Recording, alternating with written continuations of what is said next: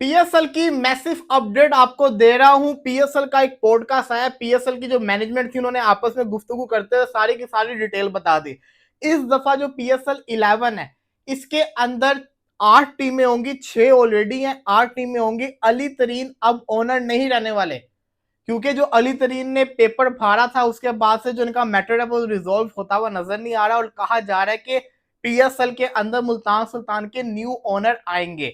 इसके अलावा पीएसएल के जो वेन्यूज होंगे वो इस दफा 6 होंगे। पीएसएल के सीईओ सलमान नसीर ने कंफर्म कर दिया कि अरबाब न्याज पिशावर का जो स्टेडियम है उसके अंदर पीएसएल के मैचेस होंगे।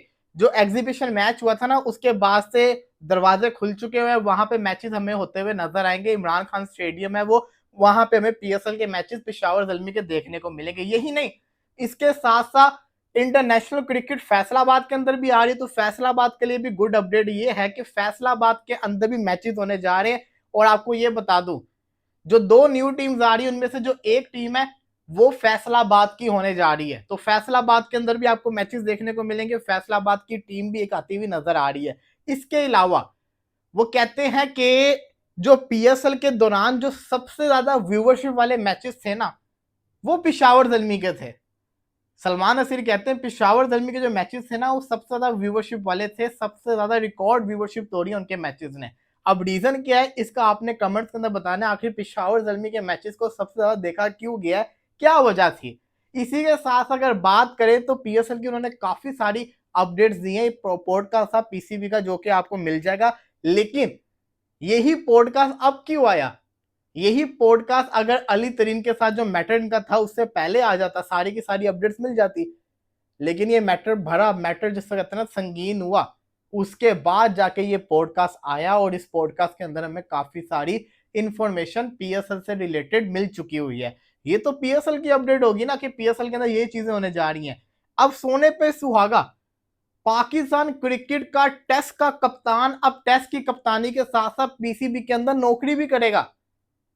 पाकिस्तान क्रिकेट के डायरेक्टर इंटरनेशनल जो अफेयर्स होते हैं सारे के सारे उनको हैंडल करने वाला जो बंदा है वो शान मसूद है। जी हाँ, शान मसूद को पीसीबी के अंदर नौकरी मिल गई। शान मसूद डायरेक्टर इंटरनेशनल बन चुके हैं। जितने भी सारे के सारे इंटरनेशनल लेवल के अंदर मैटर्स होंगे वो शान मसूद सॉल्व करेंगे।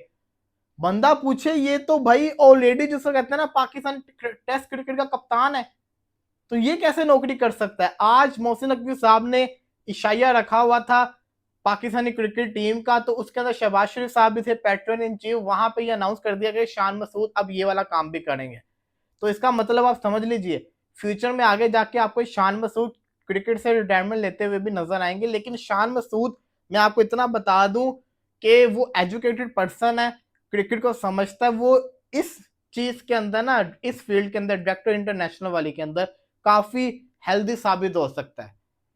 क्रिकेट के अंदर एक और नया रूल आने वाला है। वो क्या रूल है, उसका रूल का नाम है वाइड बॉल का रूल। आपने देखा होगा इंडिया वर्सेस ऑस्ट्रेलिया के दरमियान के अंदर हमें 2 ब्लू लाइन और नजर आई। हालांकि जो वाइड की लाइन होती है वो इधर होती है ना, लेकिन जो 2 लाइन थी ना ये विकेट के बिल्कुल पास थी।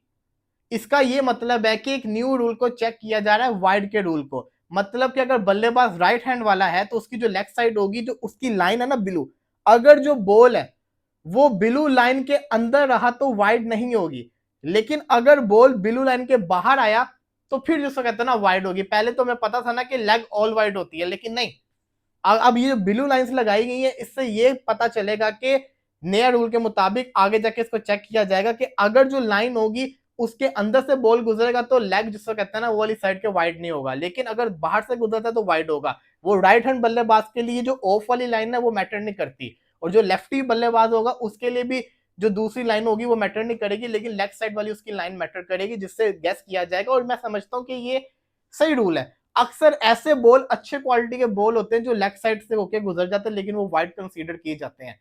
तो ये रूल आगे जाके फ्यूचर के अंदर काफी हेल्दी भी साबित हो सकता है। कुछ लोगों को इसको इशू भी होगा। आपने जरूर कमेंट्स के अंदर बताना है कि आपको ये रूल कैसा लगा।